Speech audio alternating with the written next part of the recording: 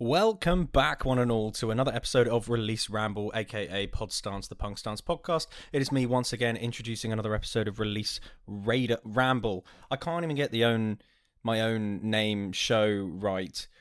I'm really tired. It's been a long week, but it's a lot of exciting stuff is happening both with the channel, the page, the everything. My life is like being uprooted to such an extent right now. It's mad. It's decided that I'm just going to use these intros as like a little venting space. You know, I think we all need that from time to time. I certainly do, just because of what's been going on. Man, dude. Oh my god, man, dude. That's just very, very strong, manly man. Something that I can only aspire to be as I sit here in my blue shorts in bed while I wear my punk stance. I'm wearing my own fucking merch. That's the level we're at right now. I'm wearing a punk stance t-shirt that a very kind friend made for me. And you know what? It's cool. I'm all over that stuff. I love wearing my own merch. It's kind of a nice feeling to have me wrapped in me. You know, does that make sense? Does that make sense at all? I don't know. I've just eaten some meatball pasta, so I'm going crazy right now. But I wanted to do a little intro. I wanted to do a reasonably sized intro for this one, purely because it's actually a group that we've had on before. So Described as Enemies came on around this time last year, actually, maybe slightly later, when we were talking about their early album, their first EP, Heaven's Gate, that came out in April or March, one of the two. And I was speaking to Jake over the phone, or over Zoom, or both really, technically, because I messaged him first. Anyway, oh my god, that meatball stuff is going crazy. My god. Anyway, we had a really, really deep and interesting chat about how the first album was about his trauma and some tensions in his life that had happened a couple of years prior. He's originally from Birmingham or Solihull, that kind of area, and then moved down to Kent in Deal, where the new stuff is being written. And the reason I wanted to bring this up is because this is the first time with the page and with the podcast that I actually travelled somewhere for it. Normally I would do it over Zoom, as I stated, or some people would come to my house, people that I knew, like my brother, Carlo, Laura, a couple of others. So this is the first time I've actually travelled for work, so to speak. I mean, calling this work it's a large overstatement, because it's not work. At least it doesn't feel like it. Not yet anyway. But I travelled down to Deal to see Jake again at his place and his studio, and we actually recorded this podcast in his studio, which is fucking awesome. You may have seen I put up a story about it. Jake is inevitably going to put something up about it as well, but it just goes to show that the things that have changed for this page are tangible now. You know, before, some of the episodes I would do just by myself. I mean, I had a person call me today specifically saying that they'd listened to my first ever episode, and they were like, oh, it's really engaging, it's really cool. And I was like, oh my god, that's the shittest one we have. So God only knows what they'll say when they see the other ones or listen to them. But yeah, it's just been, I just wanted to send out a huge thank you to everyone for continuing to support the page, listening to everything that I put out, and supporting the bands that I talk about as well, because it's not necessarily about me. This is not about me. I get a lot out of this, granted, but this whole page and this whole podcast is not for me. It allows bands and people to express their love for music, whether it be their own or others that have written it and performed it for them. Or, well, not for them, but, you know, there's an attachment to it. And I think that a lot of people get so much out of music that they listen to, and to tag it on with this idea of positive mental health and just positive feelings, I think that's such an important thing to grasp onto nowadays, particularly now. So I just want to send out a huge thank you to everyone. My whole life is being massively uprooted now, as I mentioned earlier. There's so much going on with relationship stuff. I have to move out of my flat in a month, so I have to find a new place to live. Yeah, it's just it's mental. There's so much other stuff that I haven't even mentioned, but I'll get to that at some point when it's all well and good. But yeah, I just thought, not to overdo it so much, but I just wanted to send out a huge thank you to everyone for once again still supporting Punk Stance and the podcast as well. It's so gratifying to see people messaging me and asking to be on the new playlist. For those who haven't seen that, there's a new playlist as well, and just wanting to be on the podcast as well. I think it's such a nice feeling to know that there's so many people out there who want to get involved with this kind of project, and I really do appreciate it. Like, I can't say it enough. Like, doing this has quite literally changed my life. So thank you all so much for that. I will actually get on to the band now because Described as Enemies was someone I've talked to before. They had their first EP and now they've got some new stuff brewing that I can't say. Well, I can't say a lot. What I can say is Worcestershire. They've got a lot of good stuff going on.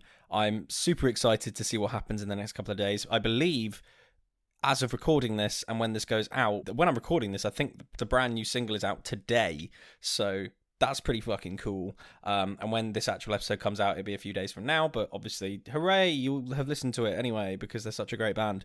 Thank you again, Jake, for having me over and offering me a lemonade and then putting it somewhere and then forgetting where I put it, and you having your beers. You still owe me a tenner, by the way. I should have sent my details. I had to go to the shop before I got there and bought him some stuff. So yeah, there you go. A guy in a band owes me a tenner. This was a long intro. I do sincerely apologise. I'll make the next one shorter. But once again, thank you, Jake. Thank you, Described as Enemies in general. Good luck on everything that comes up in the future. I'll let you do all the talking now. But yeah, thank you everyone for listening. Much love to you all, and I'll see you on the other side.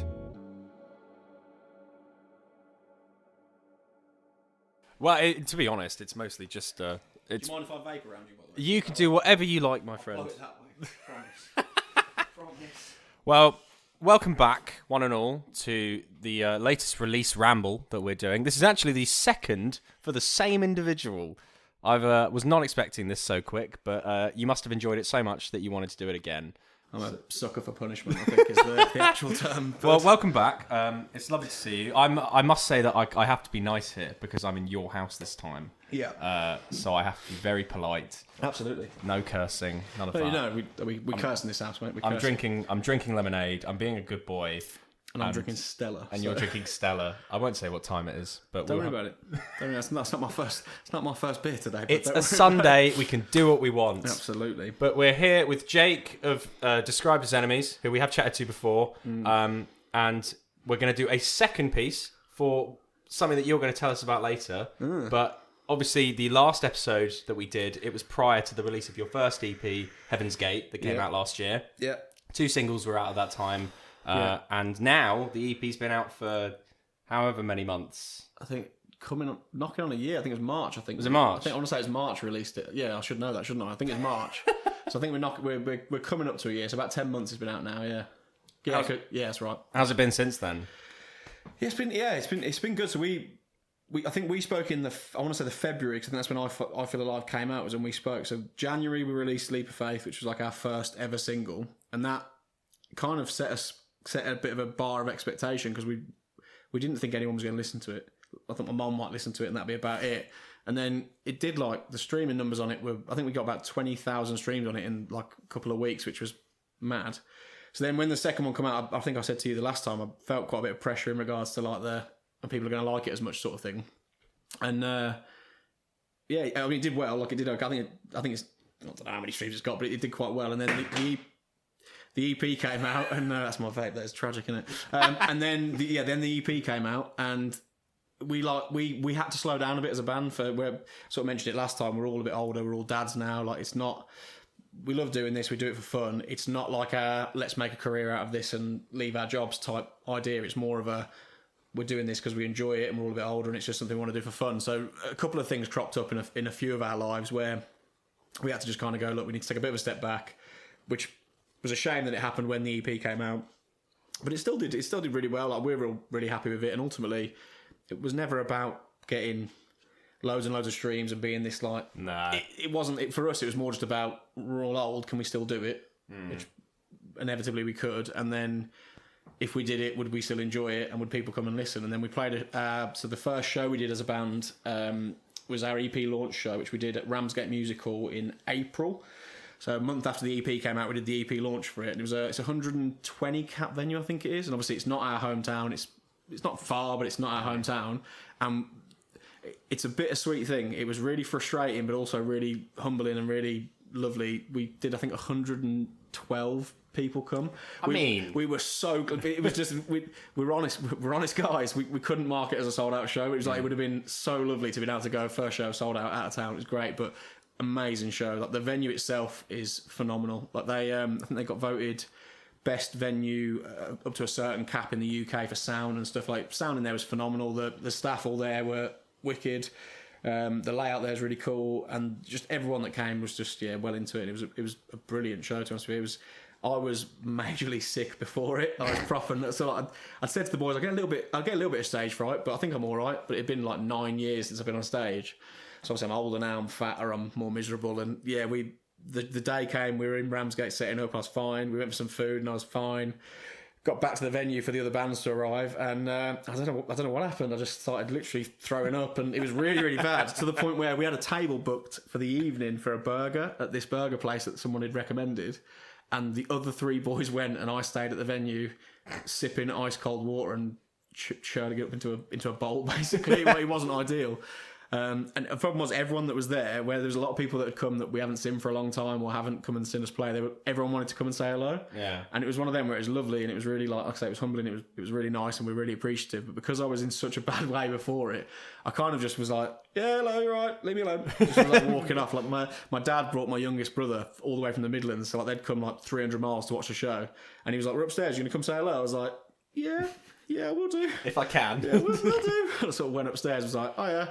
And then got a bit bombarded by everybody coming and saying hello, and I think that might have made it a little bit worse. But second we got on stage, and we opened with Leap of Faith. The second it kicked in, it was like, it's like I hadn't been away, and it just like I say, it couldn't have gone any better. Really, it was such a good show. And then now, like, we didn't do anything really after that. We did a couple of other shows, a bit smaller ones where we did some support slots, and then we're planning to do some other stuff, and just like I say, life got in the way, and then.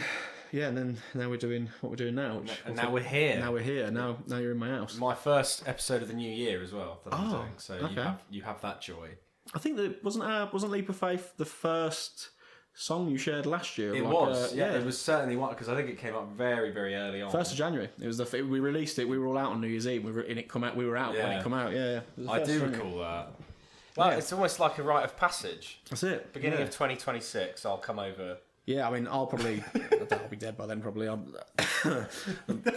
Cholesterol or the smoking will get to me by then, I reckon. But yeah. I'll send you a message and I'll find out that you're on the floor. That's it, mate. Yeah, you'll come and see me in like a loony bin or something. I'll be like, hello. I won't know who I am. You got any new music? Yeah, probably will have. Just won't be any good. Well, speaking of, to be honest. Yeah, let's do it. You've had one brand new release. Yeah. That came out late last year in December.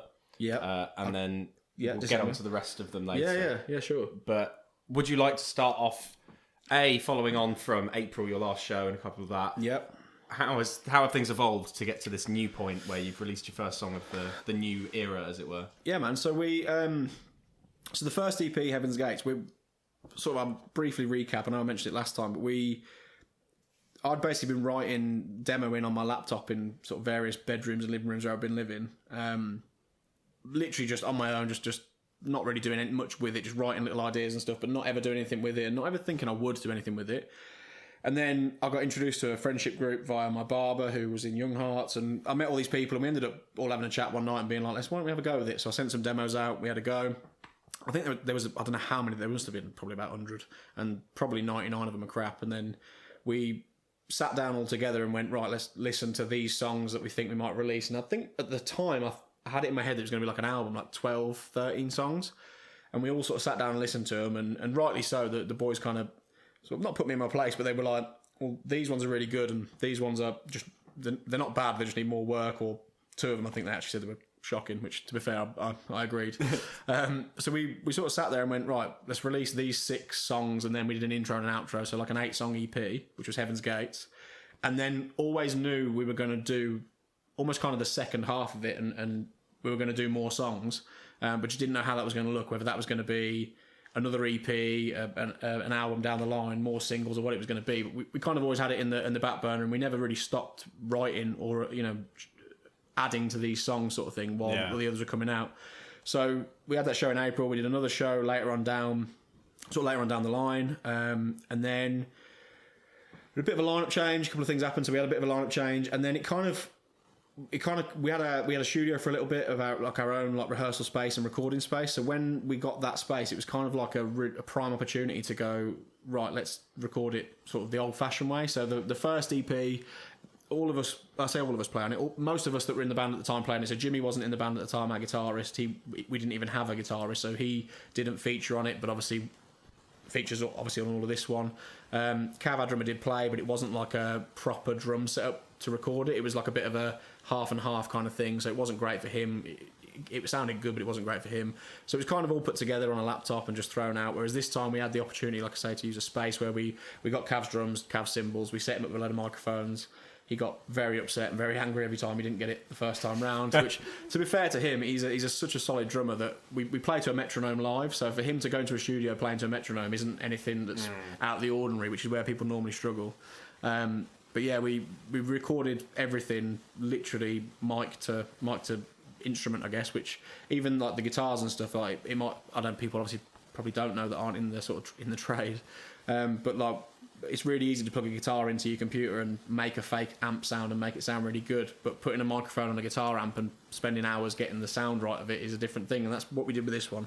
And I think all of us have just kind of gone, we basically spent, I would say, 4 or 5 months probably in the studio doing what we're going to talk about later. And yeah, I think all of us everyone played their own instruments, everyone wrote their own parts, everybody inputted towards the actual writing of the songs as well, which was quite a nice part. So the fact that, like, I would demo some songs and just program some drums roughly, and then Cav would write his own drum parts was, I mean, I think you can tell, even just from the one song that's out at the moment for Falling From Grace, if you listen to the drums on that song, for me at least, it's so much more obvious that a drummer has written those drums opposed to a bloke at a laptop just kind of writing what he thinks who isn't a drummer. He's put his input on it, has made it just in general that it's more dynamic, it's more human, and that goes on for all the others that we did as well. Jim has ended up being, I've only known Jim since he's been in the band. He wasn't someone I knew before. He's ended up becoming one of my best friends, but he's also, his input to the writing has been insane. I don't know what it is about. I mean, he bullies me, so that's probably part of it. He's a bully, and I don't actually like him, but he's a bully. But he just understands what I'm trying to do with something, and sometimes I'll have an idea in my head of what I want something to sound like and what I want to do, and I'll take me a while to get to it, but I'll eventually get to it. Whereas he will have a chat and we'll go, right, this is what we're trying to do with this song, this is how we want it to sound, and he just manages to, he just gets it there, sort of thing. So he's been a massive influence on this. So our new bass player Rich, who joined the band back in, oh god, I don't know, whenever it was. It was after April, so whenever it was, we had this new bass player called Rich come along. Rich is probably the most talented musician in the band, and he's playing the most boring instrument. So we make a joke about all of our new tracks that we've been recording, that me and Jimmy are basically both just like rhythm guitarists, and we have a lead bass player, which no band does. But if you listen to this EP, you'll understand that on every song he's actually like riffing on the bass, not just following the root note, which is what most of the time it is. So it's nice to even have that input, because he's a better guitarist than I am, let alone a better writer than I am. So when he put his stuff on it, I was like, oh, I wouldn't have thought of that. That's cool. So it was really nice to spend, I guess, the latter part of last year pretty much just in the studio. But we didn't, I don't think, as far as I'm aware at least anyway, we didn't actually really tease the fact we were in the studio. We just did it. We just kind of went and did it. And then now we knew we were going to sort of release a song over the end of last year, the start of this year. So we released Falling From Grace in December. Then started teasing like the studio. We did like little studio diaries and a few other bits just to try and build up, get the ball rolling again. There's a load more stuff to come with that as well. So kind of up to this day now, we're kind of here. So Falling From Grace has been out, I don't know how long. About a couple of weeks, just 2 under 3 a month. Yeah, so about that. And then we've got a new single coming out on the 16th of January. So I don't know when people are going to listen to this, but as we sit right now, it's about 10 days away, 10, 11 days away. As we're recording, it's about 10 days away, but when this comes out, it would have been 2 days ago. Sick. So yeah, so that will have just come out. That's the second of our like newer releases. Those two songs basically are track 1 and track 2 off a new EP that we're releasing later in the year. So I think last time I actually said that on your podcast and was scared that I was going to get in trouble because we hadn't announced it. I've just done it again, so that's brilliant. Yeah, good. I'm going to get bullied again. Just double down. We've done it now at this point. And what we're going to have to do is we're going to have to release Asleep at the Wheel and then prematurely release the fact we're doing an EP. Brilliant. It's twice I've done that. I'm not media trained. This isn't for me. But yeah, so that's track 1 and track 2 off the EP actually. Which last time we didn't do that. Last time we did. I think it was like track from the start, track from towards the end. Whereas this time we've done track 1 and track 2. So the 2 intro songs to the EP that kind of set the scene for it. The whole EP kind of it's weird really. It's not really a new EP. It kind of just follows on from the last one. So it's like the second half of it. So we, like I say, we initially thought it was going to be an album. We've now decided to do 2 EPs, release them separately. But you'll see when the sort of the artwork comes out for it, and I'm not going to say the name of it or anything, but you'll see the name of it, you'll see the artwork, you'll see all the kind of themes from the last one repeat themselves on this one, but just in slightly different, slightly different versions. And we're going to do, I believe we've got another, at least one more, if not one after that, single coming out before the EP comes out as well, which I'm guessing, based on the trajectory of what we're doing, will come out sometime in February.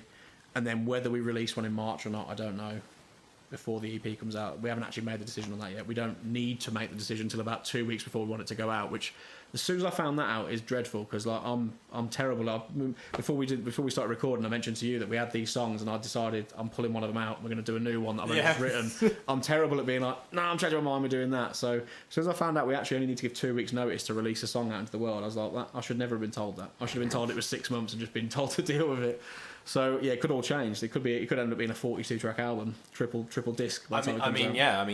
Considering how sporadic you were on the last ones. Yeah, yeah. But maybe it's not being sporadic. Maybe it's just the fact that you have an idea of how you want it to be. Yeah, I think it falls under that same thing we spoke about before, where we're not a career band. We're not trying to get ourselves on tours in America or anything like that. We're not trying to sort of latch onto these sort of bigger things. I mean, if the opportunity ever arose for us and it was something we could do, of course we wouldn't say no. You know, that's brilliant. But we're not buying onto shows. We're not. It's quite. I don't know how many people that listen to the podcast sort of industry related, but there's quite a thing at the minute I've noticed since coming back into the scene.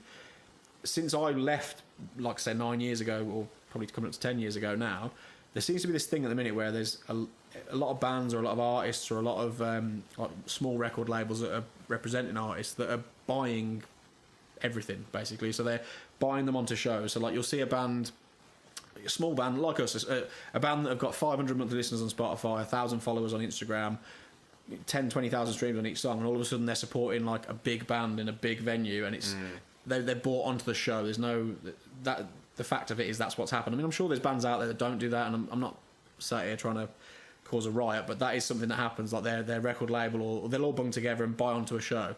And the same with streams, like Spotify streams. I noticed that quite recently when I started looking at, we sort of follow a bit of a, I don't know what the word is, trajectory, or whatever the word is, where we sort of follow a bit of a plan basically for releases. So we don't just put them out, although it might look like we just put them out and hope for the best.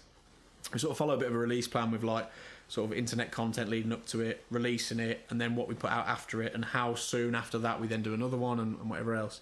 And it's one we've got. It's not one we've made up. It's one that an industry professional has sort of, I guess, put out into the world, and it works. It's tried and tested. So we've sort of followed that. So when you see a band that has got, I don't know how many songs out, and they're all sort of, you know, they're great songs. I'm sure they're good guys. It's a good band, but there's songs out there all 10, 15, maybe 20,000 streams. It's the kind of sort of level we're at.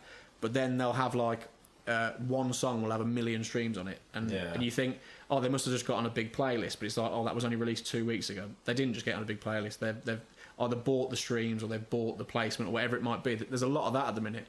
So I think for us, we're in this, like with everything we've sort of said about the band, we're not trying to like change the world with this. We're doing it because we enjoy it and it's fun. So for us, it's like we've been really lucky with the last EP. Like I say, we got on some really good playlists, and actually I found out yesterday, Falling From Grace has just got added to, I think it's 4 or 5 playlists by this one curator, and I think the listeners amongst those 4 or 5 playlists is about 250,000, which is, we've never been on something that's insane for us. Like we've never been on anything that big, and the way Spotify works, we won't see how that's affected us till Monday, which is quite exciting. But we haven't bought onto that. We've never spoke to the person. It's been the song's out there. Someone's chosen it, have done it, which is awesome. It's rare. It doesn't happen very often. And you know that the proof of the pudding's in that with our last EP. Like I say, a couple of the songs that came out not as singles. I think there's one song that's still on like 400 streams. When you look at it and go, it's probably my favourite song on the EP, and I think it's probably the best song in my opinion. But either it's not for other people, or it just hasn't had that kind of... People are more inclined to look at the singles. 100%, either because they've been out longer or because there's just more attraction to them anyway. Well, there's an interesting theory about that at the minute with... there's a couple of bands out there that say... I mean, I know... so, like, Ronnie Radke from Fall in Reverse, he's a controversial character. I know there's lots of mixed opinions about him, but when he talks about, like, music business, he's at the end of the day, he's massively successful. He's a millionaire because of the way he's done what he's done with his band now. And he talks about that an album is a waste of time to release as an album. He goes, the only way to release an album is to release 12 singles, and then when all 12 of them are out, mark them as an album so you can put it out on something physical.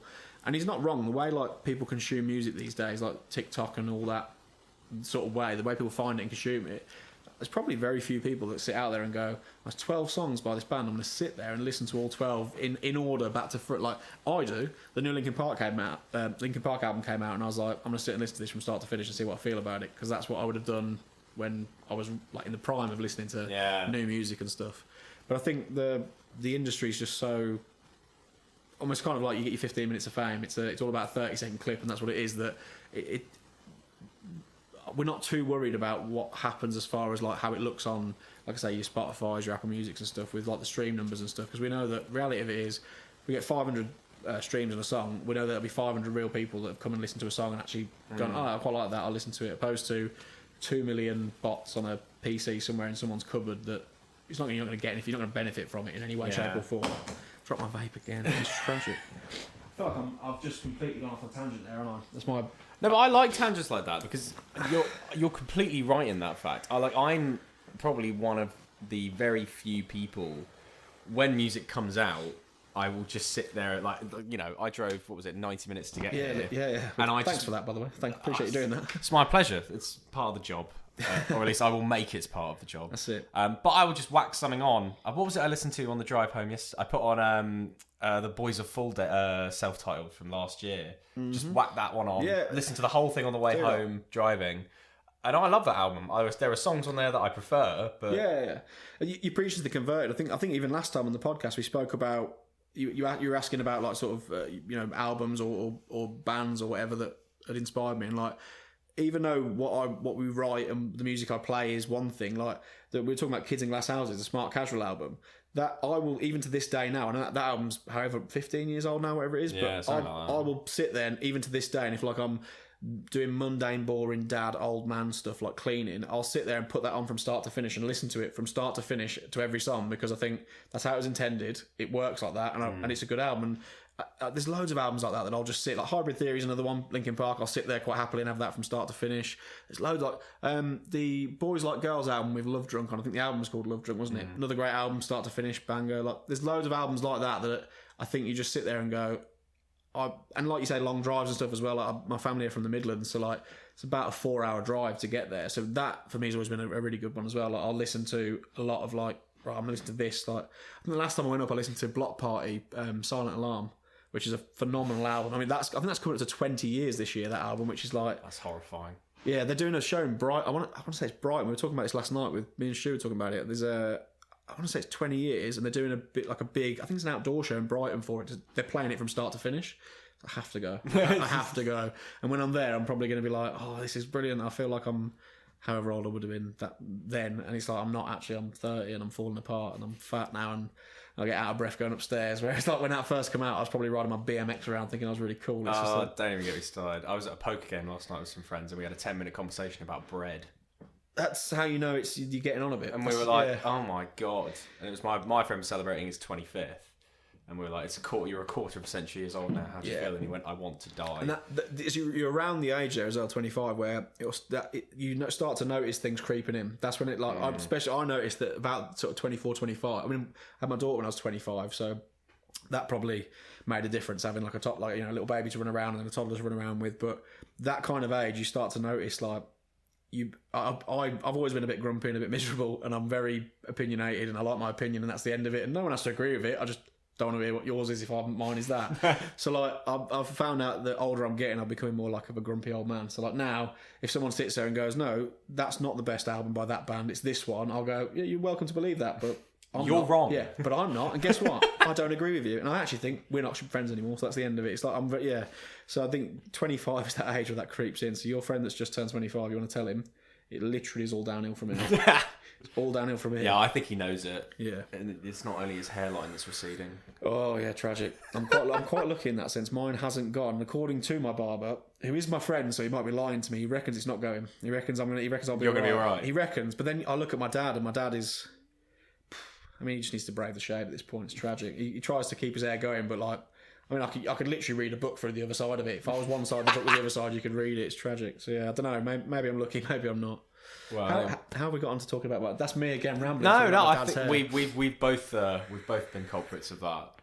I feel like this is dangerous because last time we did it on Skype or Zoom or whatever it was, and I was in my own home, but because it was done on like that way, there was not pressure, but there was a bit more of like professionalism thing. Whereas now I'm literally sat in my house drinking a can of Stella, puffing on my vape. I feel like I'm at the relaxed level where basically we're not going to talk about anything the band are doing. Mate. Yeah, chat. We're not going to talk about the band. By the time you leave here, I know my shoe size and my favourite book, which is not very good for the fact. I'm learning more about you. I'm meant to be promoting stuff for the band, so yeah, rein me back in if I go on for a tangent. I mean that's fine.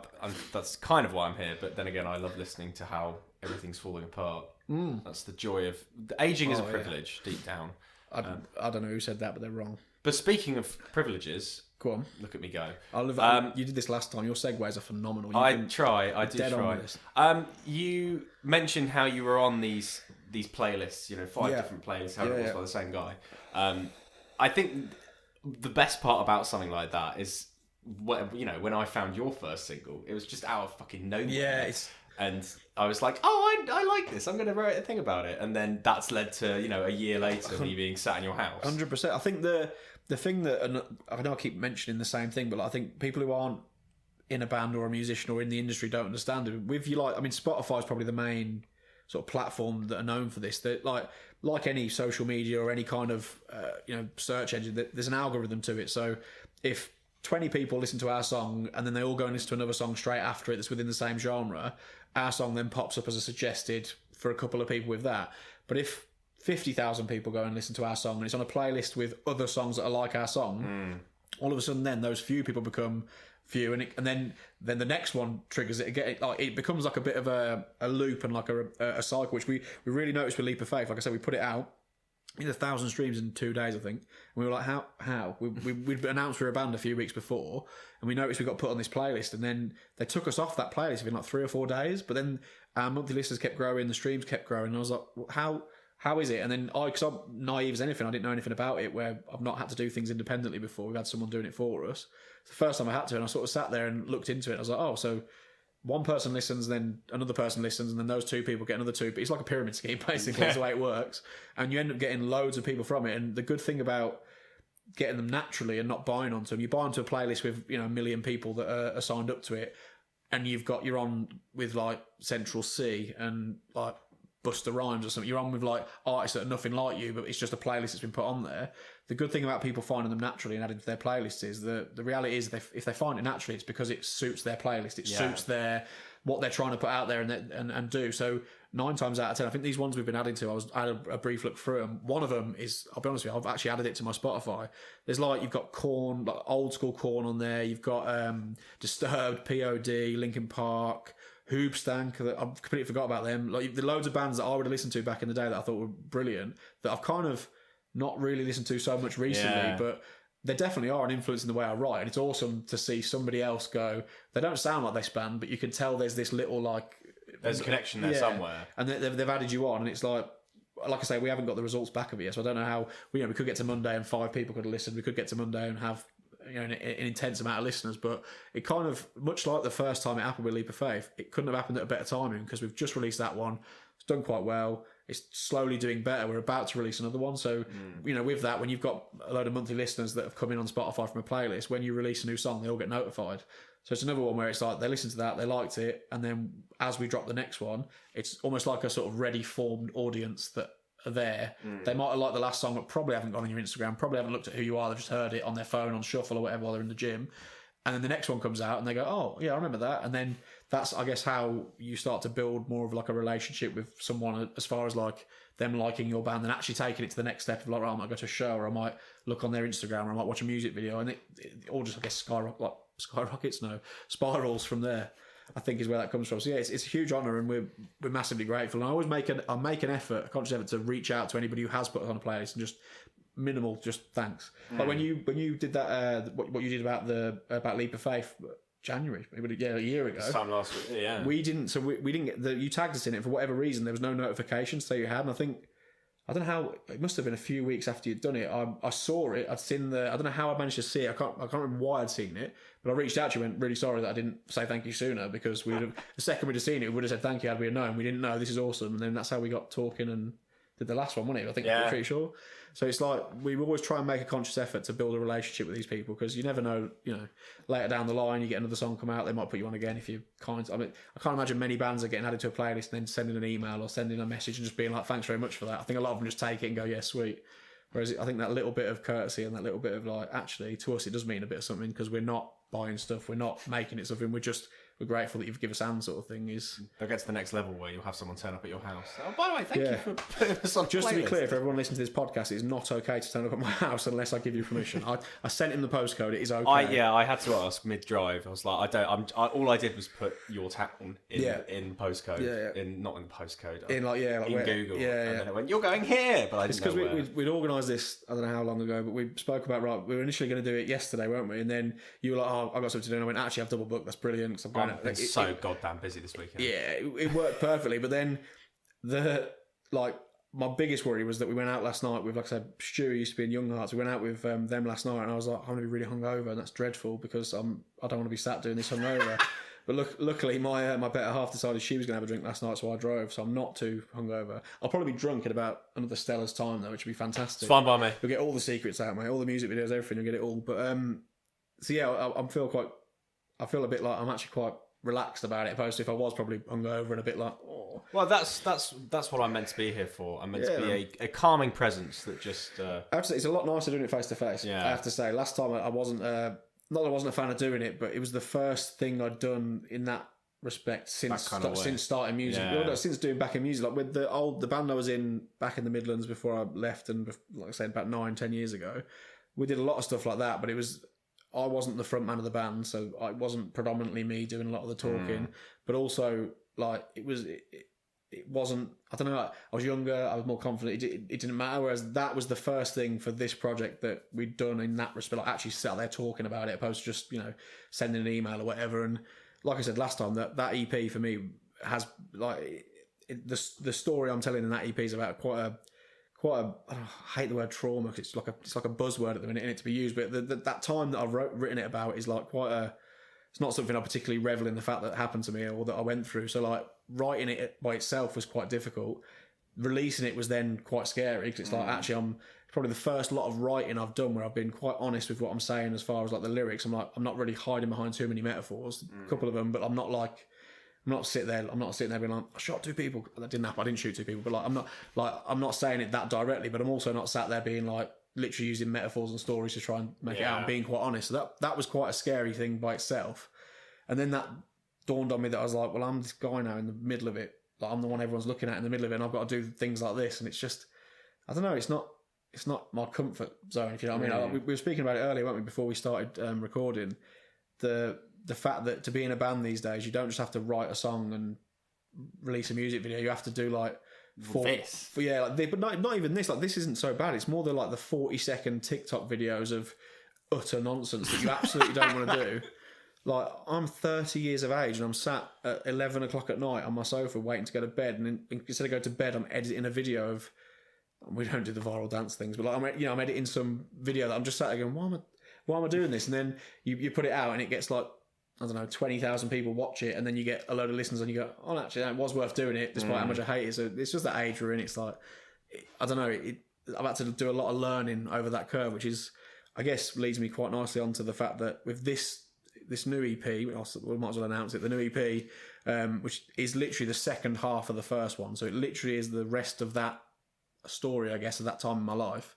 This one's probably more like a damaging or whatever. It's probably like a more sort of like chaotic side of it. So it's more like so I was sort of rehabilitated, sorted myself out, started getting things a bit better after sort of going through all that. And then it was like, I guess relapse is the word. So like that happened. And then this one's more about that all happening. But what I've tried to do with this EP and the last song of the EP, which you just listened to, it's quite a positive ending. It's like, I figured it out. I realise what's going on.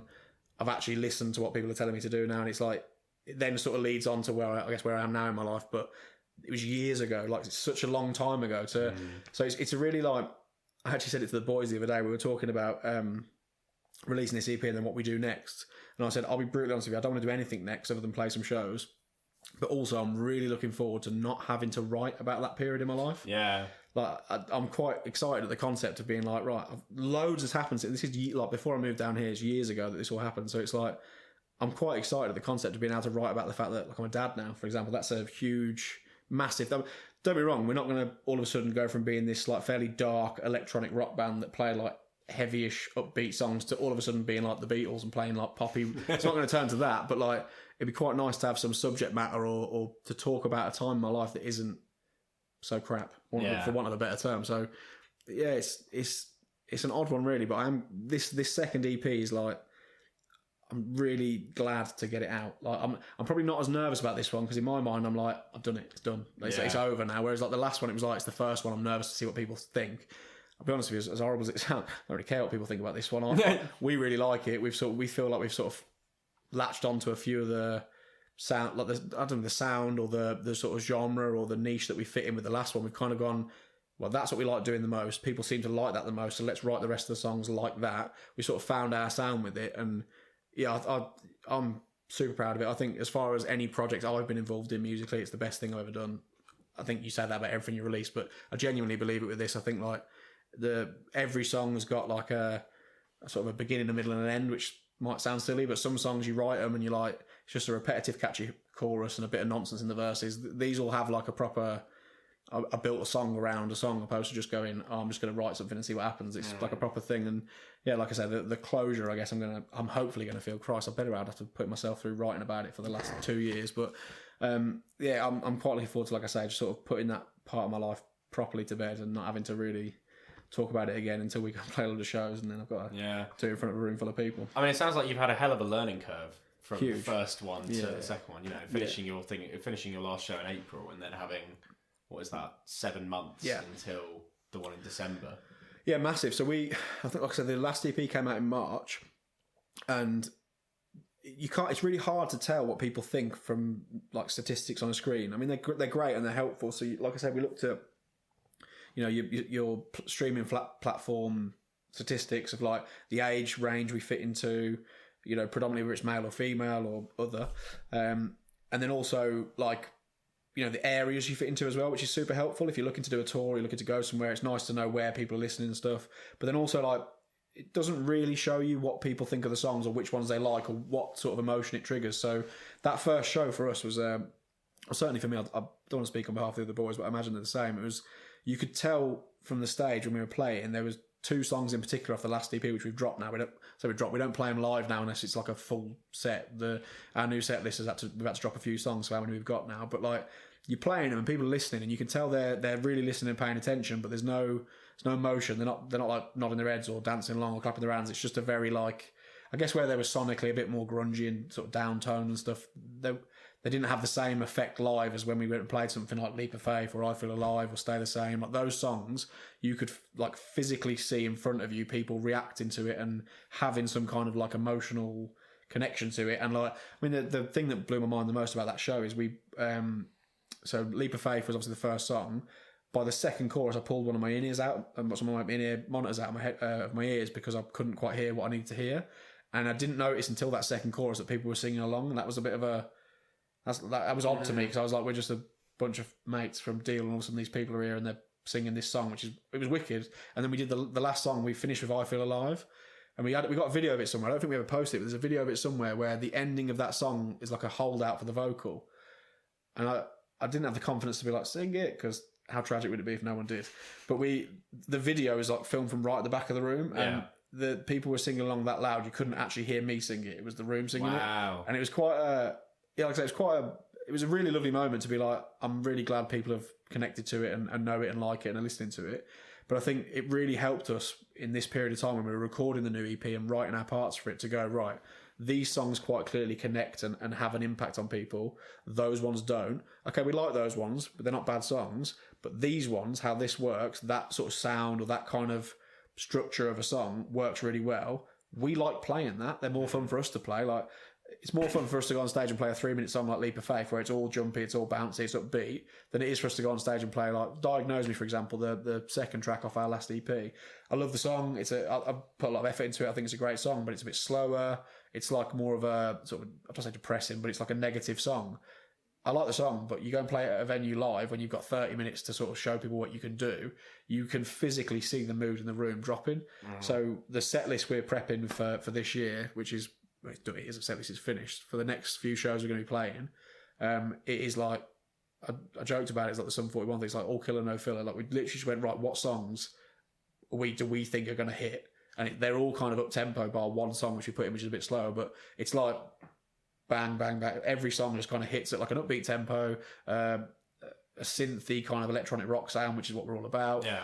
And then, we just think like, if we hadn't have done that show in April, and kind of almost used it as like a soft launch. It was like let's see how this goes and what we need to do. And we learnt a lot from it. And then now I think these shows we've got coming up, which we haven't actually announced any of them yet, I should really talk about it, but we've got a lot of shows coming up. Some that we're going to do support slots for some bigger artists or some bigger places. We're going out of town. We've got a festival in June, maybe? June? I don't know. It's called Tribute Takeover. So it's at Betsanger Park, which is a huge outdoor park. It's like a camp. They're doing like camping and everything. There's a main stage doing just tribute acts. And there's the original artist stage, and we're playing on that, and that's going to be a big deal. I think it's 5,500 people to that. It's a good festival. And then we've got some other shows coming up as well that we're doing. So like, I think the set list we've prepped for it now, I think we're going to notice a physical difference with people listening, but also from what we've seen and what we know, I mean, we could be completely wrong, but I think if we go and play to a room where nobody knows us and we're supporting a band, we play that set list, I think it's going to be quite difficult to not have at least one person come up and go, I want to know a bit more about your band, and get that from it.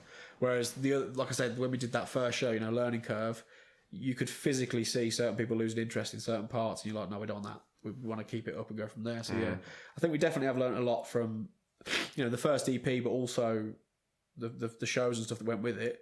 And I think this one, like I say, it's like, I think it's better in many ways. As I say, we've all written our own parts, we've recorded our own parts. It's more of what people like and what we like to do. And I think ultimately it's just, we've all figured it out. Like, for that last one, we were all sort of learning each other, and we hadn't, so it was very, very new. Whereas this one's like, I think we got it. I think could be completely wrong. Could be a massive flop. We'll find out in a couple of months, I imagine. Yeah. I want to say April, but I don't actually know, if I'm being brutally honest with you, because of the way loosely April. Yeah, so because of obviously single in December, single in January, we think single in February. It depends on if we do a fourth single out of the 6 to if we release it in March or January, basically. March or April, sorry. So I don't actually know at this point. Tragic, innit? I should know this stuff before I come on a thing. Well, mate, you should just say that you do, but not give anything away. Oh no, I'm tragic, man. I know nothing. I'll be honest with you. I book the practices. If I didn't do that, I wouldn't know when they were or what. So if I didn't do that, I wouldn't ever be at one of them. It'd be brilliant. So, well, how do you look back on the old record now, like as a whole, considering you've learned so much from it and a lot has changed in the last year? We were talking about just the first single last year, so the whole dynamic has changed. Like, what's your overall view of it as the first full release that you've done? Yeah, I think it's difficult to.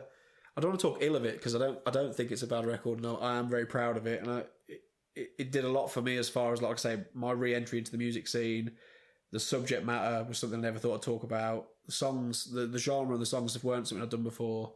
I don't think. Well, we definitely wouldn't have got to where we are now or doing what we're doing now without it. I mean, that's pretty obvious, but I think, looking back on it, I think it served a purpose as far as getting our name out there a bit. The 2 singles specifically, to be honest, more than anything else. But got our name out there a bit. We got a BBC introducing, and now like the single we released in December's done it. I'm pretty sure the one that's coming out is, I don't know yet, but I'm pretty sure that's doing it. Like we've got sort of our name in with certain people that's really helping us. So I think it absolutely served its purpose. Looking back on it now, I think there's things I'd change about it, but I think, like I said to you earlier, that we had 6 songs for this EP, and about a week ago I went, no, absolutely not, take one of them off, I'm going to put another one on, and started writing it. So I think that's more just like the artist in me being, or the perfectionist in me being like, well, no, I'll do that better this time, I'll do that better this time. But it's a really slippy slope, that, because you can sit there and just constantly be changing stuff, and it's kind of the peril of us.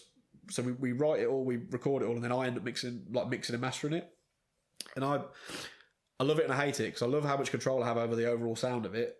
I also hate it because it's so easy to go, right, that's finished. and then a couple of days later go, oh no, I'm just going to turn that tambourine up that hits once. It's like little stupid things you just kind of play in your head. So we all said, I said, once we'd finished the last one, I ain't doing another one. We'll go to a studio and do it. And then we got a studio, so the boys got me on a technicality there. But I think after this one, like I said to the boys, I'm finished talking about that part of my life. I don't want to keep dwelling on it because it's negative and it needed to be done. I've done it. That's that. And I think the next one would be really nice to actually just go, or whatever the next thing ends up, whether it's a single or whatever, go into a studio, having a producer come in and actually do their work on it, and me not have to spend every evening, every weekend sit there listening to the same song on repeat, but also like not second guessing myself. So yeah, I think the only reason I look back on that record with a little bit of like, oh, I just wish I'd have done this or I'd done that, I think it's just that. I think that overall the feedback we got on it was positive, and I think, like I say, it set us up where it needed to be. I kind of feel like this new one that's coming out is, I feel like the first one was like almost like a poster. It was like this is this band, we're this new band. This is the sort of stuff we're doing. Have a listen, see what you like. And there was a lot of the songs on there were sonically different. So you'd have like Leap of Faith, which is like an upbeat electronic rock song. You'd have I Feel Alive, which is quite like a pop punky song. Then you'd have, like I say, Diagnose Me, quite a grungy song. And then you'd have like they were all just a bit different. Whereas this EP, you would listen to it from start to finish and go, oh, that's quite clearly the same band. That is a very like solid, I guess, sound that we've sort of found and latched onto. And I think the first one was always meant to lead onto this sort of thing. I feel like if we hadn't have managed to get this one finished and out, I'd have been disappointed that first one would have just been like by itself, and that would have been the legacy. So I'm glad that we're getting this one out. And I think when people hopefully when people hear it, they'll realise that the band as a whole, not just me as a writer or whatever, the band as a whole since that last one has just done so much developing to get to this point where we are now. And it might not be for everyone. Some people might have liked the other stuff that we did, and that's fine. Everyone's entitled to their own opinion, and you haven't got to like it at the end of the day. But I just think, I don't want to speak for everybody, but I feel like we've definitely hit that, right, this is our sound now. This is what we're writing. This is what works for us. We all like it. They all like it. We enjoy playing it, which is ultimately the most important thing. Let's just do that. And I think, without that first one, we wouldn't have known what to do with that. Yeah. It's such a simple mindset to have. Going back to what you said earlier, of like, you have your opinion, someone else has their opinion. Yeah. They are wrong. Yeah. But as long as you enjoy what you're doing and writing the music that you have, and you're already thinking about a quote unquote third release, something that's a bit more optimistic or or energetic. Like, you have the mindset of someone who is ready to move forward with it. Yeah, I think, like I say, that what that looks like when it is and how long it's going to take, I don't know. I'm always writing. I'm always sat on my laptop. I say always. When I get the chance, I'm always sat on my laptop, like demoing and like noodling with stuff. And there's, I don't know how many projects on my laptop that are just like, might be 4 bars of a song or half a song, whatever. And I'm always messing about with them. So there's always going to be new music in the works to a certain extent. But I don't think, I don't revel in the idea of putting this one out and then immediately starting the next one like we did this time. The only reason we did that this time was because, like I say, it was always meant to be, they're together. Like, it was either going to be an album at the start or we were going to split them like we have done. So the reason we did this one so quickly, like within a year, and not really done anything with the last one towards the latter part of last year, was because it was always meant to be that. So I think for the whatever the next thing ends up being, whether it's singles, EP, album, whatever it ends up being, I think I definitely want to take some time to enjoy these two together, and the songs we've took off all of them and play live. I want to go play them more. I want to, like I say, the biggest, I guess, sense of satisfaction for me would be the fact that I don't ever have to talk about that again. So, but at the same time, because of that, it's all I've written about now for the last however long. So I'm kind of also a bit like, it might take me some time to figure out what I'm going to write about next, or what's going to trigger a certain emotion to make me write a song that I feel like is a good song, sort of thing. So I don't know what it's going to be. I would like to think there'll be something. I don't know how that's going to pan out, whether that'll be the same band member. Like I said, we're all dads, we're all older, whether it'll be the same band members, whether it'll even be as a band, or whether it's be me releasing, or whether it's, whatever it's going to be. I'd like to think it'll be the same as it is now and we'll crack on, but life has a funny way of sometimes coming and getting in the way. Well, I mean, we could be here this time next year, maybe, in your house, talking about how you've got your third release coming out. And it's all about how you love trees or something. Don't wish that on me, because obviously I don't want to do another one within a year. I don't know. It's a weird one, because this one could come out and the response to it could absolutely trigger something within me that's like, right, I want to carry it on, I want to carry on with the momentum and do something. And it's not a particularly it wouldn't be unlike me to just out of the blue decide that I've got 5 songs that I want to release and speak to the boys and we do it. But at the same time, it also wouldn't be unlike me to go, a lot of hard work that one. Should we just have a couple of weeks off? So there's not a plan for the future after this EP. Basically, this second EP that's coming out is as far as we've gotten so far, other than like playing shows and other stuff like that, which we didn't really get to do with the last one. So I think I'm trying to think how many shows we've got. We've got quite a few shows booked already. We're in talks with a couple of promoters to book some more shows. We want to put on another EP release party for the second one, because the first one, like I say, we considered it an absolute massive success for what it was. We want to do one for this one. We haven't even looked into that yet. That's like probably the next thing we're going to focus on is getting a release show, and how that looks again. Whether we look at doing something bigger than what we did last time because we went further down, or whatever it looks like. That's probably the next step after this. Is we release however many singles we release the EP, and then do a headline solely organised by us show where we have control of it all to celebrate. I think that was what was so nice about that Ramsgate shows. The venue are phenomenal. They were super helpful with everything, but because they offered us a couple of ways to do it, you can either sort of book the venue and like pay a fee to have the venue, and then you just organise it, which is what we did. A lot of hard work and like promotion stuff, but we ended up then having it how we wanted it. Yeah. Which ended like, line of the bands, the layout, and it definitely worked to our benefit, and we really enjoyed it. So I think we want to do that same kind of concept again, like book a venue or arrange a gig and have our control over it, but it's not something you can do every time. If you're trying to do a couple of gigs a month or even more than that, you couldn't do that for every gig because you just wouldn't be able to put your energy into it. So it's like... It's not sustainable to do that anyway. No, not even slightly, because the reality is you put all your energy into promoting it one week, and then if you had one a couple of weeks later, anyone you tried to promote would just go, oh, shut up. Like, you've already done that 2 weeks ago. Whereas if you're like a couple of the shows we've booked on with promoters, they're out of town, they're with the bands. It's nice to be like with a support band. Yeah, we'll try and sell some tickets and we'll try and come along and have a good time. But there's not that pressure of being like, right, that's a 300 cap room, and unless we sell the tickets, it's going to be empty. But also, like, it's quite nice to not have the pressure of turning up to a venue and having to organise everything. But for something as big and as like, I guess for us, it might not be to anybody else, but it's like something as monumental as an EP release show for us is like, they're kind of the ones that really matter, because it's like, we're not just going and playing a show, we're showcasing new music live for the first time, we're celebrating the fact we just released a new project and it's all done and dusted, and it really, like, the last one really was a celebration. Like, when we come off stage, we had some beers, it was a good time, because it like is a big deal when you've spent however long of your life working on something to then be like, it's done. So, it's like a Christmas party, I guess, when you work in an office or whatever. It's like that end of the year is like, it's a big blowout. So I think we got to book something for that. How that looks again, I don't know. Where it is, how it looks, how many bands we have. No idea. But I'm sure that's the next thing that will come up on the list that we've all got to knuckle down and do. So yeah, undoubtedly. I mean, it sounds like you've got, well, a loose plan, as we were saying. Yeah. But for those shows, and obviously you'll be playing the new songs and all the stuff in the new EP, are there any that you can disclose that you really, really like from the new one? From the new one, yeah. I mean, Falling from Grace, the one we released, is I think it's a banger. I love. We've been playing that in rehearsals for quite a while now. It's just good fun. Yeah, it's a good fun song to play. It's good fun. Like I say, it's fun. It's good. The one that's coming out will have just come out when this comes out, so Asleep at the Wheel. That is the fastest song that I've ever written for this band, so it's a quicker tempo. It's a bit more of like a harder rock song. It sort of goes back to like my influences, like that 2010 era, like your Young Guns, Winter Kiss kind of era, Weight of the World, that kind of sound of like a bit more of a punchier song. We play that now in rehearsal. Like I say, it took a bit of adjusting to play it because it was something different, but we enjoy playing it.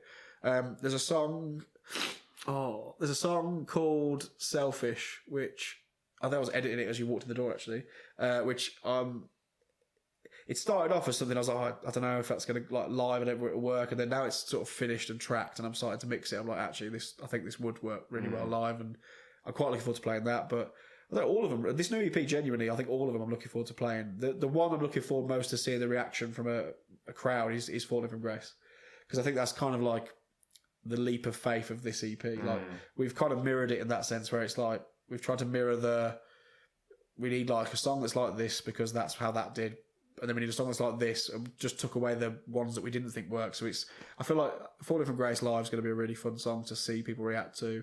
Asleep at the Wheel I think is going to be good. We've got it quite close to the end of the set, so I'm kind of hoping it's like the last little burst of energy from people is that. And I think, if I'm honest, I'm probably looking forward most to just playing a whole set list where I'm not having to go from I'm singing high pitch and fast and like not positive, but like more sort of upbeat, to then having to go and do like, I'm in my low voice and it's depressing and I'm quite looking forward to going and playing a whole set where it's like consistently, it's energetic and I can kind of get myself G'd up for it and go on and be like, right, start to finish, just have it, let's do it, and put all the energy into it and enjoy it. Whereas that first one was like, we played I think Leap of Faith first, which everyone was loving, and then we did Diagnose Me and Hide and Seek, which are the two songs we've dropped, which are, I think they're both good songs, but they're both slower. They're like half tempo, they're slower, and you saw everyone sort of go all the way up here when Leap of Faith came on, and then them two came on, and there was like a visible dip. Luckily, we had 3 songs after that all picked it back up again, and it ended on a high, but it's a learning curve. Like, I'm looking forward to going on stage and being like, right, it's like 8 songs or whatever it is, start to finish. It's like, yeah, you pay. Like, I used it when I used this sentence when I was on stage in Ramsgate. I'll probably use it at every show. It's like, you paid your tenner to get in. Now it's time to get your money's worth. Like, enjoy this now. Let's actually have a good time with it. And yeah, I definitely want to. I'm looking forward to looking out and seeing people react to the fact that it's like a very up tempo and quite energetic set. Definitely, yeah. I mean, it all sounds incredibly promising. I mean, Well, considering where you were last year, and Yeah. in your early days, planning out what you were going to do, and now you have this full timeline of exactly where things. Well, loosely where things. Yeah. I'm going to keep using that word. Loosely where things are going to be. Yeah, man. All your shows when the EP comes out. Yeah, Like, it must be an exciting year, let alone just time generally. Yeah, I think we've got some really big things to look forward to this year. Like I said, that festival in the summer, 5,500 people or 5,000 people, whatever it is, that's going to be the biggest thing we've done as a band for sure. I think a couple of the shows we've got booked out of area that we've done with certain promoters as well. Like, you know, they might not be like as big, but like playing it, we've got a show in London, a couple of shows in London. We're doing, I think there's a Birmingham show booked. There's a couple of places that we're doing that are kind of places I look at and go, there's a good place for a band to go and play, and we're playing with bands from that area that are good bands from that area. So it's nice to be like, it almost kind of feels like we're getting on shows now that aren't just you go to a show and you're playing to the headline band's mum and dad. You go into a show and you're playing to people who like that music and they're similar to us. So it's like it's a worthwhile thing, making the journey to go and do it, sort of thing. So there's some shows booked that we're really looking forward to. The EP obviously, like I say, from a selfish point of view, for me as just the lyric writer or whatever, for me it's just, I'm just looking forward to being like, I don't have to talk about this anymore. Like, it's done. Put it inside. Yeah, 100%. But then I think the other thing, we do all our music videos ourselves. So we didn't do one for Falling From Grace, which we didn't do one for Leap of Faith and then did it afterwards. We still might do one for Falling From Grace afterwards, but we're doing one for Asleep at the Wheel. We're definitely doing one for the 3rd single. And I'd like to think we might do one more as well. I'm quite looking forward, again, selfishly, I want to kind of tie the story off with the visual as well. I think sometimes when you write a song, like for me, it's easy for me to listen to my songs and go, I know what that's about, and how I've written it, I understand it. And it's great when someone listens to a song and they relate to it, but they relate to it for a completely different reason. That's awesome. But I think the visual side of it, like with your music videos and stuff, helps people kind of go, oh, that makes sense. I understand now. Especially if some bands don't do their music videos to tie with the theme of the song, but we're anal about it. So like, I think it's just quite nice from us as like a creative point of view as well. When the EP's finished, it's like, okay, that's all done now. That side of it's done, but then we still get to be creative, doing something positive towards it with, I guess, visuals and like video, which I'm quite looking forward to doing that as well. Because, like I say, it's something I edit and we film together, and it's I do quite like doing them. I never used to. I don't like being in them. I hate like miming to one of my own songs and like trying to look cool on camera. Is that what you actually do? I've always thought this. So we put a click track on it, so like what we play to live, metronome, and you basically have it really loud wherever you're doing it, and you pretend that you're playing along to it. And for me, it's like pretending to sing along. So the playing along is not really an issue, but it's like it's tragic. You basically got 4 middle-aged blokes in a room, weird, miming, pretend. But like, I found that when we did the Leap of Faith video, if I pretend like if I was miming to sing, it was quite obvious I wasn't singing, so I ended up singing it. Problem with that is that you end up doing like, because there's so many different shots, so many different angles, you end up playing the song probably 40 times within the night. You get to like the 20 and you just some of the footage is quite funny actually. Obviously you take the audio off when you put the song on it, but you listen back to some of the audio of us doing it and it's literally me being like like, I can't, like, it's a struggle to get to do it once or twice, let alone do it that many times. So that part I'm not so much a fan of, but the actual, like I said, the filming and the editing, the creative side of it, I do quite like. And I'm really lucky actually, because the boys, like I said, the boys are super creative themselves, and they make an impact. Jimmy especially, like I said, with this EP, he somehow managed to de-scramble the madness that comes out of my mouth, understand it, and then act on it. But with like the video side of stuff and like the promotion side of stuff, the boys are quite maybe laid back's not the right word, but they're quite happy for me to kind of take a bit of a lead on it, which for me is awesome, because it's like, I wrote it, I'd really like to have it go this way. It's really nice that they let me kind of do that. Their parts, the things they want to do, that's their control. Like, I'm not this weird control freak who's like, no, play it like this, do it like this. That's not how it works. They play their parts, they write their parts. But the things like the videos and the artwork and stuff, I'm very much given free reign on, which is awesome. I still always put stuff. We've got like a band group chat. I'll always put stuff in there before anything gets posted. And be like, "Is everyone happy with this?" But I'm really lucky that they're quite, I guess, laid back, and we're just very happy for me to kind of go, "This is what I think it's about. That's what I've written it about. This is what I want it to look like." And they're quite happy to be like, "Yeah, as long as it works, and that's fine." So I'm quite lucky in that sense with that. I think, I'm quite spoiled in the fact that even when I've finished writing a song or releasing a song, I still get to be a little bit creative with it, doing other stuff, which is quite cool. So, yeah, pretty lucky. Yeah. But don't tell them I said that, because I hate them all. Oh, it's okay. Well, if they hear it on here, then they'll know that it's authentic. It definitely will, because the last one we did, I got sent like little bites and clips of it because of my accent. So like my accent will creep in at certain points when I say certain words, and I think, didn't you call one of them? I called Cav, the drummer, the shyest member of the band. Vague mistake. It was a tragic mistake, really. What did they think of me, having not met me? Yeah, to be fair, actually, the response in general to that podcast was fucking awesome. We got, I think Jim had just joined the band, maybe. Yeah. At the time, so I didn't actually really know him that well. But he made quite a point of saying like, it's when he started bullying me. Actually, I should have known at this point. But I think he made a point of being like, like I'm doing now. You were rambling on about a load of shit, but he reeled you in and got you back on topic, and you actually, which is quite nice. I think I have a tendency to. Yeah, well, it fucking worked. And then I think Cav's attitude towards it was, "Why'd you ring me?" So, because I said I was going to ring everybody, and no one answered the phone other than you. And he goes, "Oh, all right then." And then, ever since that day, actually trying to get Cav to answer his phone, he's like trying to get blood out of a stone. It's like we've ruined it. Yeah. There's no chance. We'll try him again in a minute, see how it happened. Now we won't fucking try it again. No point. Not a point trying to ring him. He don't love me anymore. He'll turn up to practice though and do his job, which is awesome. As long as he's there. Yeah, and he like I say, I don't want to blow smoke up all their asses, but like another thing I'm super lucky for is I write a song and I don't have to. It's quite nice to write a song and not have to write it dumbed down, but have to think about what I'm writing because of who's playing it. It's like Cav, genuine. Everyone like Connor from the Young Hearts, the guitarist of Young Hearts, is one of Cav's best friends.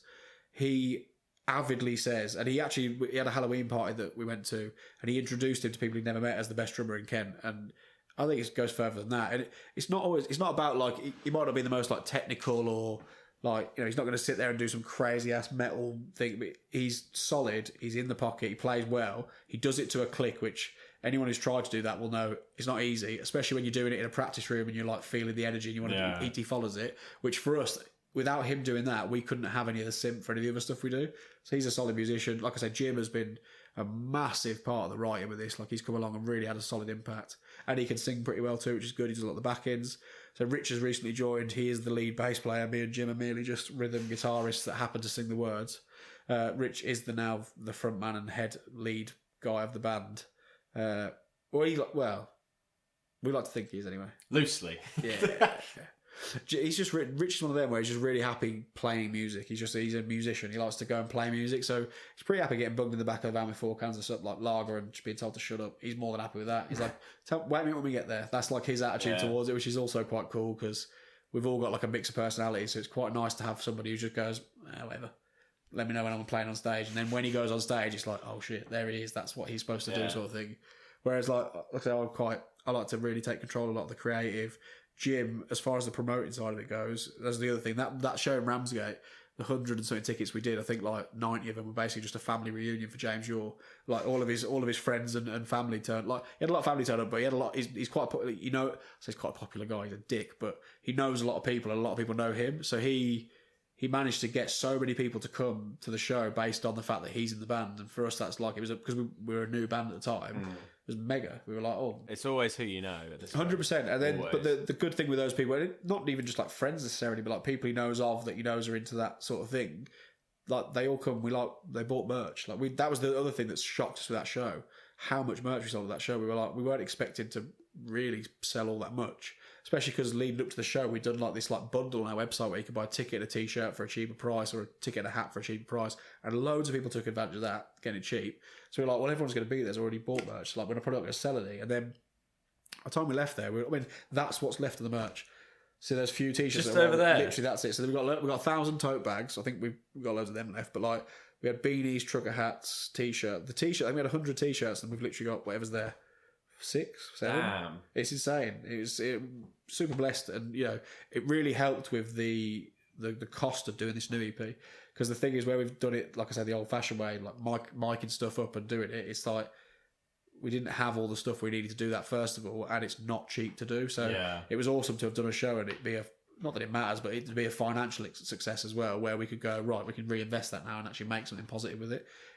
None of us took like a cut out of it to go home with. It was just that's gonna go back into the band. And I think it shows with all the new stuff that's coming. Like there's new merch coming, the artwork, the effort, and the sound of the EP in general. I think it shows that not this like a higher budget thing, but like that you can just tell that there's like everyone's pulling in the same direction, and we had a bit of a helping hand from the people that came to that show and bought their merch and bought their tickets and helped us out. It was wicked. It didn't all get spent on beer, which was like it's a miracle. Well, as a sort of final note, then, what do you have to say to those people that went to these gigs about the future and what's happening with the band? Yeah, but I mean, so to everyone that came to the Ramsgate show, I said it the day, and I've said it numerous times on the tinted web. But you made 4 very middle-aged, miserable blokes very happy. The show was phenomenal. We thank you for it. To everyone who's continued to support the band, even when we, like I say, died a death and dipped off socials and stuff for a bit. There was some diehard supporters that were still sending us messages, still liking our stuff, still listening. Thank you to all of you. I hope you have enjoyed Falling From Grace. I hope, you'll have had a chance to listen to Sleep at the Wheel when this one comes out. And I hope you're excited with the fact we've got a new EP coming, because we haven't announced that yet. So we have now. We have now. I'm not going to say the name this time though. I'm going to try and keep the name to myself. That we will leave some. Nah, fuck it. It's called Hell's Depths. Yeah. Heaven's Gates and Hell's Depths. It's a 2-part EP, and hopefully, cost dependent on whether we can actually make it happen, it'll be a double-sided vinyl. Hopefully, so you'll have the 2 covers, vinyl. 20 minutes aside, 8 songs either side, and it'll be. I will 100% be getting one of them. And there'll be probably 5 of them ever made because they're so expensive. But I think the plan is to get them made, more of like a trophy. I think for all of us, where we kind of all didn't really think we could do it, and then we did it. It's nice to have something physical that you can go, yeah, we did that. That's cool. So that's coming. Asleep at the Wheel. It's out. Go and listen to it. Falling From Grace is out. Go and listen to it. Heaven's Gates out. Go listen to it. Thanks very much. That's all I've got to say, really. But very concise. Very concise. Oh, fantastic. Well, I hope you've enjoyed your second one. I did. A lot more than the first. You think? Well, it's because I'm sat. You sat here. Your presence is 6 inches. Your presence is wonderful. Oh, stop! No. Just offering me a lemonade was enough hospitality for me. I know. I would offer you another one, but it's getting dark. I know. We've literally sat in the dark. The lights aren't on. It's tragic. Oh, it's a nightmare. Well, obviously, Jake has just said, but I shall repeat. Go and listen to Heaven's Gate. That's been out for 10 months, 9 months or so. Asleep at the Wheel came out on Friday, or Thursday. Thursday, I think. 16th. 16th is a Thursday. That's the one then. I don't know my dates. Don't worry about it. And Falling From Grace, I just remembered that one, has also been out since December.